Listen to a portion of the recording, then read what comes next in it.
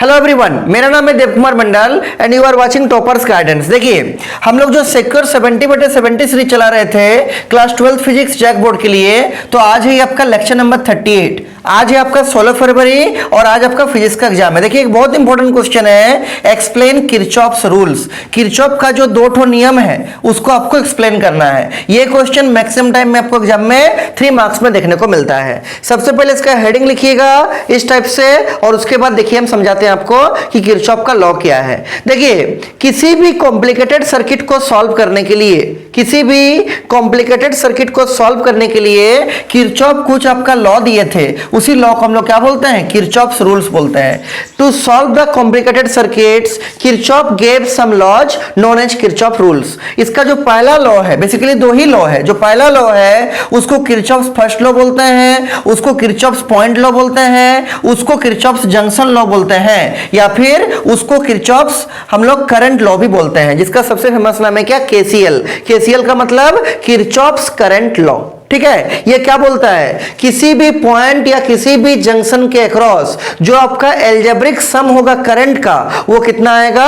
वो आपका 0 आएगा। समेशन ऑफ आई बराबर 0 किसका स्टेटमेंट है? किरचॉफ्स करंट लॉ का। वही लिखा हुआ है, this law states that the algebraic sum of currents meeting at a point और junction is equal to 0, that is summation of I बराबर 0। अब देखिए, एग्जांपल भी आपको दिखाए हैं। जैसे ये आपका कोई सर्किट डायग्राम है, ठीक है, ये आपका कोई सर्किट डायग्राम है। इसमें इस पॉइंट के अक्रॉस ये वाला करंट I1 आ रहा है, ये वाला करंट I2 आपका आ रहा है, और ये वाला करंट आपका I4 भी क्या हो रहा है? इसके तरफ अप्रोच कर रहा है। जबकि इसी पॉइंट से हम लोग दो करंट को निकलता हुआ दिखाए हैं। कौन सा?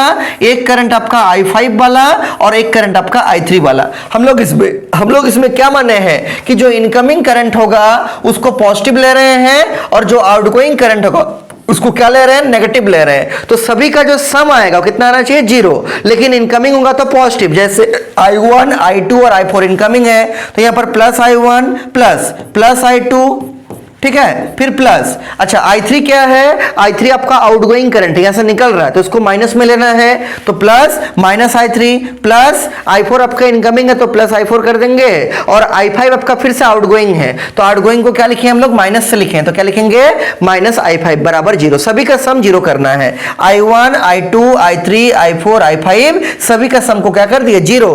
केवल माइनस 2 जगह लगाए आगे में। कौन सा करंट में? जो इस पॉइंट से आपका बाहर निकल रहा है, जो आपका आउटगोइंग करंट है। I3 के आगे माइनस लगाए हैं और I5 के आगे भी माइनस लगाए, लास्ट में सबको सम किए, कितना आना चाहिए? 0।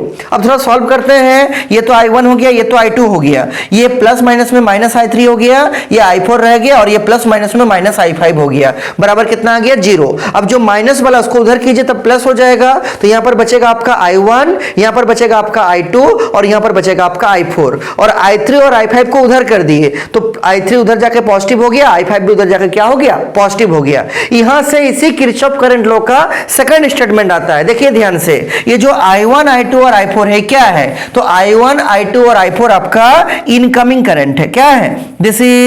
These are incoming current. और अगर आप देखिएगा I3 और I5 क्या है? ये आपका आउटगोइंग करंट है। क्या है? आउटगोइंग, जो इस पॉइंट से बाहर निकल रहा है, आउटगोइंग करंट। तो हम लोग बोल सकते हैं कि इनकमिंग करंट का सम आउटगोइंग करंट के सम के बराबर होगा। इस पॉइंट की तरफ कौन अप्रोच कर रहा है? I1, I2 और I4, इन तीनों का सम इज इक्वल टू इस पॉइंट से कौन बाहर निकल रहा है? I3 और I5, I3 प्लस I5, मतलब sum of incoming current is equal to sum of outgoing current. किस लॉ के अनुसार? किरचॉफ्स करंट लॉ के अनुसार। वही देखिए नीचे यहां लिखा हुआ है कि in other words we can say that the sum of incoming current is equal to sum of outgoing current. याद रखिएगा। और सबसे इंपॉर्टेंट आपका ऑब्जेक्टिव पॉइंट ऑफ व्यू से कई बार एग्जाम में पूछा जाता है कि किरचॉफ्स का करंट लॉ किस कंजर्वेशन प्रिंसिपल के ऊपर बेस्ड है? क्या बोलिएगा? कंजर्वेशन ऑफ चार्ज या फिर करंट। याद रखिएगा, किरचॉफ करंट लॉ, जिसको केसीएल बोलते हैं, obeys the law of conservation of charge और क्या? करंट। तो अगर पूछेगा किरचॉफ का फर्स्ट लॉ यानी किरचॉफ करंट लॉ क्या होता है, क्या बोलिएगा, किसी भी पॉइंट या जंक्शन के अक्रॉस जो एल्जेब्रिक सम होगा करंट का, समेशन ऑफ आई बराबर क्या होगा, 0, या फिर इसको बोलिएगा कि incoming current is equal to क्या, आउटगोइंग करंट। इसको पूरा लिख दीजिएगा, आपको अच्छा सा नंबर मिल जाएगा। ये हुआ इसका फर्स्ट लॉ। अब देखिए किरचॉफ का सेकंड लॉ। सेकंड लॉ को बोलते हैं किरचॉफ सेकंड लॉ, या फिर उसको बोल सकते हैं किरचॉफ लूप रूल, या फिर उसको बोलते हैं किरचॉफ मेश रूल, या फिर उसका बहुत फेमस नाम है क्या, किरचॉफ वोल्टेज लॉ, जिसको हम लोग शॉर्ट में केवीएल के नाम से जानते हैं। केवीएल मतलब क्या, किरचॉफ वोल्टेज लॉ। ये क्या बोलता है, ये बोलता है कि जो एल्जेब्रिक सम होगा पोटेंशियल डिफरेंस का across each element of a circuit और a loop is equal to कितना, 0, मतलब summation of potential difference equal to 0। कौन लॉ के अनुसार, कौन रूल के अनुसार, किरचॉफ वोल्टेज लॉ के अनुसार। ठीक है, वही लिखा हुआ है। This law states that the algebraic sum of potential difference across each element of a circuit और लूप, किसी भी सर्किट या लूप का हर एक एलिमेंट में जो पोटेंशियल डिफरेंस का सम आएगा, एल्जेब्रिक सम आएगा, उसका वैल्यू कितना आएगा, आपका 0 आना चाहिए। किस लॉ के अनुसार, किरचॉफ वोल्टेज लॉ के अनुसार। ठीक है, और इसको भी याद रखिएगा, ऑब्जेक्टिव में कई बार पूछा गया नोट वाला चीज कि जो किरचॉफ वोल्टेज लॉ है, केवीएल है, वो किस प्रिंसिपल को फॉलो करता है ना, obeys law of conservation of energy. तो याद रखिएगा किरचॉफ वोल्टेज लॉ जो केवीएल है वो कंजर्वेशन ऑफ एनर्जी को फॉलो करता है, जबकि जो किरचॉफ करंट लॉ है वो कंजर्वेशन ऑफ चार्ज को फॉलो करता है। ये क्वेश्चन ऑब्जेक्टिव में भी पूछा जाता है, समझे, कि किरचॉफ करंट लॉ किसको फॉलो करता है, कंजर्वेशन ऑफ चार्ज को। किरचॉफ वोल्टेज लॉ किसको फॉलो करता है, कंजर्वेशन ऑफ एनर्जी को। क्लियर है। तो अगर आपको पूछेगा किरचॉफ करंट लॉ तो बोलिएगा समेशन ऑफ आई बराबर 0 या फिर इनकमिंग करंट बराबर आउटगोइंग करंट। लैंग्वेज में भी लिख के स्टेप से दिखा दीजिएगा। अगर आपको पूछेगा किरचॉफ का वोल्टेज लॉ क्या है तो बोलिएगा summation of B across each element of a circuit is equal to कितना, 0। क्लियर है पूरा। और अगर पूछेगा किरचॉफ्स रूल को लिखिए तो आपको दोनों ही लॉ को लिख के प्रॉपर इस टाइप से एक्सप्लेन कर देना है। ठीक है, ये क्वेश्चन आपका एग्जाम के लिए one of the most important question है, एग्जाम में कई बार आता है। इसको आने से आप अच्छा से एग्जाम में लिख दीजिएगा। ठीक है।